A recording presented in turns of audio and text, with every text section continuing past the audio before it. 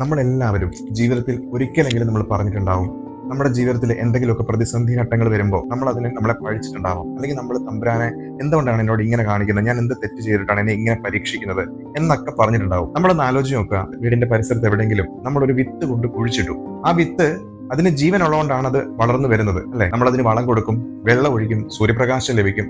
ഇതിനെയൊക്കെ സ്വീകരിച്ചുകൊണ്ട് ആ മണ്ണിനടിയിൽ കിടക്കുന്ന വിത്ത് ശക്തമായി മുള പൊട്ടി ആ മണ്ണിന് മുകളിലേക്ക് വരണമെങ്കിൽ അത് എത്രമാത്രം കഷ്ടപ്പാട് അനുഭവിച്ചിട്ടായിരിക്കും അത് അങ്ങനെ സംഭവിച്ചിട്ടുണ്ടായിരിക്കുക. നമ്മൾ ഓർത്തിട്ടുണ്ടോ?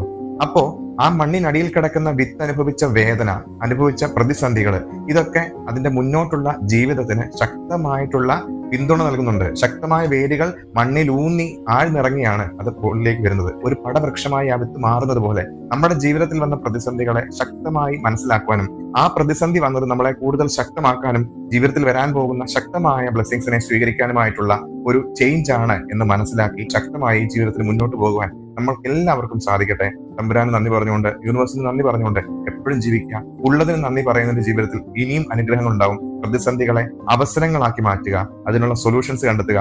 അതിന് നമുക്ക് എല്ലാവർക്കും സാധിക്കട്ടെ എന്ന് ആത്മാർത്ഥമായി പ്രാർത്ഥിക്കുന്നു. Thank you so much.